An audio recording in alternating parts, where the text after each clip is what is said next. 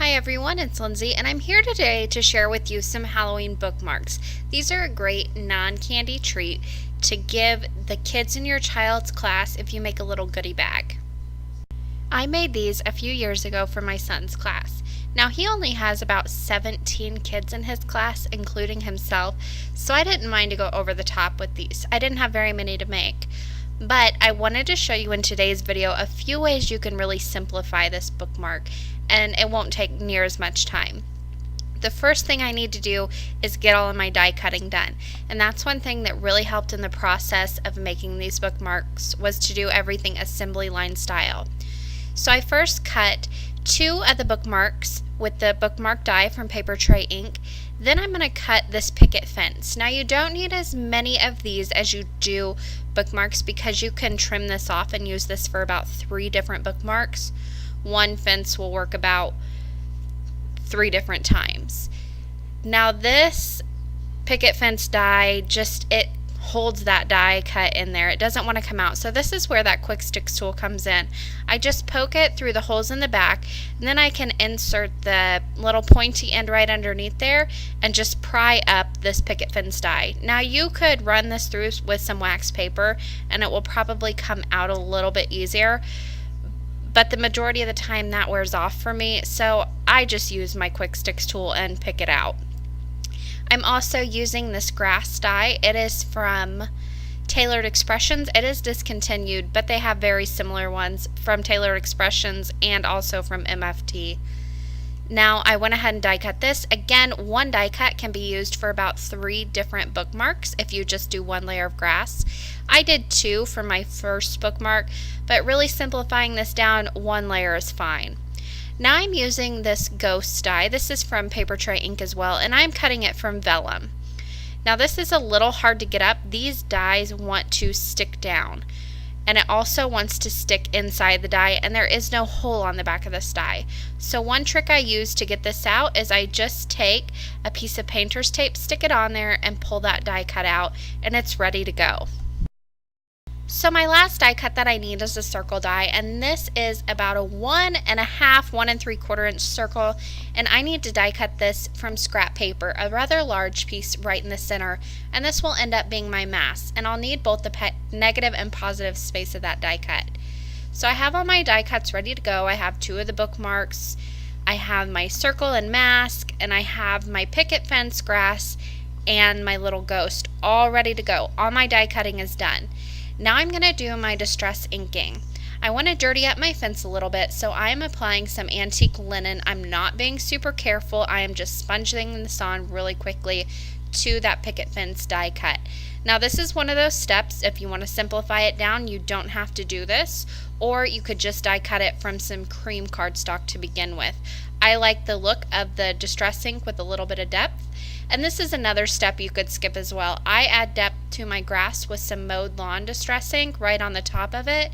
Again, if you want to skip this step, by all means, it is not necessary. It just adds a little bit more interest to the project. Now for the sky on the background of this bookmark, I distress inked mine. I like the look of a distress ink background, but this also adds an extra step of laminating for me. So if you want to skip that, just cut one of your bookmarks from black cardstock, and then you can white heat emboss the greeting on the bottom, and that will save some time as well. Or you can just cut it from gray and still use your black ink for the sentiment. You can really customize these to fit whatever time frame you have. So the first thing I needed to do is put down my circle mask, and this is going to mask off a little moon space for me. I'm using the Seedless Preserves, this very dark purple distress ink. I'll be using black soot, and then I don't have a navy blue distress ink yet, so I'm using some Versa Magic. This is a chalk ink, and it blends beautifully, and it really fits right in with the distress ink. So I'm using it for my navy blue.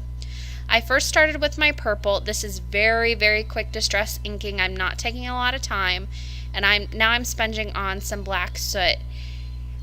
One of the things that I want to say when you're doing this project, if you're doing distress inking, start with your lightest color first.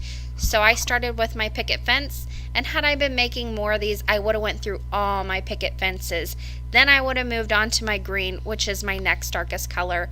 And then I would have moved on to doing all of my skies. This is going to save you a lot of time washing your hands and a lot of time with mistakes of transferring color.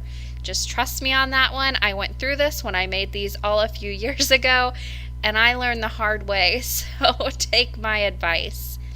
So I went ahead and came in with that dark blue, and then I'm just coming back in with a little bit of purple to fill in all those white spaces. You don't need this completely covered in. A little bit of white peeking through is not the end of the world, and it actually looks more realistic that way. So when I was happy with the sky, I removed that mask, and now I'm going to put on the other portion of this mask, and that is the one with the circle cut out in the center.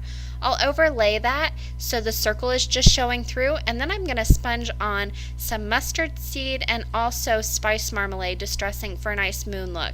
Again, these do not have to be perfectly inked on. You want them a little bit splotchy and distorted looking because that's the way a real moon looks. Now for my circle, I did tape that down with some painter's tape. I just held the other mask in place, and then I came back in and just filled in any white area that was showing through around the moon very quickly with some leftover ink on the sponge. And that will finish off the sky portion of this bookmark. Now for my little ghost, on my ones that I did for my son's class, I white heat embossed a little face onto each ghost. Now if you want to do that, great, it looks very cute and I loved it that way. However, to simplify these down, I would suggest using a black dye ink for the little face. There's a smiley and then there's also a little O face, I guess you could say. I stamped the O just so I could have room to put down some adhesive on the back of it. For the sentiment right underneath that Distress Ink sky, I'm just stamping Boo to You, and I'm using the same black dye ink. Again, I am doing this assembly line style, so I'm getting all of my stamping out of the way at this point. Now I did do my vellum ghost first because I wanted time to allow that face to dry on the vellum. Even though it's dye ink, it's still going to take a little bit of time. So do all your vellum first, just so you don't smear it whenever you go to handle the ghost. Now it was time to start attaching everything onto the actual bookmark. And I also want to attach that second bookmark to the back of the first one that I've inked up. Now once you've inked up quite a few of these and you start doing more distress inking on more than one project, you're going to get a dirty back on the back of your bookmark. That's why I cut two, so I can cover up any of the ink that is on the back from working through the whole process. This is also going to give it a little bit more weight, so if you decide that you don't want to laminate your bookmarks, then this gives it enough weight to where it's not going to tear up as easily. I highly recommend laminating any type of bookmark or project like that you make, but if you don't have a laminating machine, no big deal. You just don't want to do any distress inking if it's a bookmark because that will end up on the inside of your book. So to put down my little picket fence, I'm going to line it up with the bottom of that distressed sky, and I'm using glossy accents to put this down. Now like I said before, just trim off the excess of that picket fence and then you have the rest of it to use on other bookmarks. You can get about 3 bookmarks out of 1 picket fence die cut. Now if you're going to double up on your grass like I did the first bookmark that I made, you will need more of the grass die cuts. However, for this one I kept it at 1 layer of the grass. It looks great either way. And then you only need about the same amount as you do the picket fence because they're both the same exact length. Now for the little ghost, I use this teeny tiny little pop dot. I place that right behind the little O for the mouth, and then I'll just place it right on top of that bookmark and over the fence. If you're not going to laminate, you might want to use some more secure glue for that, but since I'm laminating, I don't need to worry about it. Now for my laminating machine, I use this Royal Sovereign laminator. I'll have it linked over on my blog. And I'm also using these Pocket Photo Thermal laminating sheets. Now I have the 4x6 and 2 of the bookmarks will fit into 1 sheet. So I just cut these in half to make it nice and simple to run these through. So I don't have to worry about running 2 through at once and keeping them both in there. It's easier for me to just do 1 at a time. I ran this through 2 times just to make sure it was nice and pressed down and heated up. And then I'm just using my long blade scissors to trim this out. I left about 1/4 of an inch of the lamination around the entire bookmark just so it stays nice and intact. During the lamination process, the hole on top of that got closed off, so I'm just using a hole punch to put that right in the top of the tag. And you can see I did add that little enforcer around there. I glued that on with glossy accents before I laminated. And then for my ribbon on the top, I'm using this. I just got it at, I believe, Hobby Lobby or Michael's. It's just a black and white striped ribbon. I'm just going to thread this through that hole, loop it through the loop, and then pull it tight, and that gives a nice little tag on top, or a little tassel on top. And that finishes off the simplified bookmark. I hope you all enjoyed this project. It really is a great gift to give as a non-candy treat for any age. As always, I will leave you guys with just a few pictures.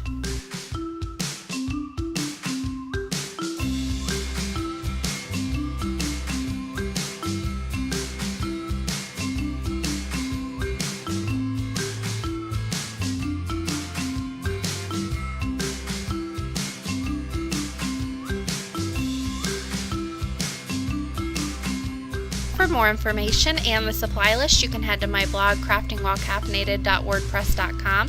The link is in the description box below. Thank you guys so much for stopping by, and happy crafting!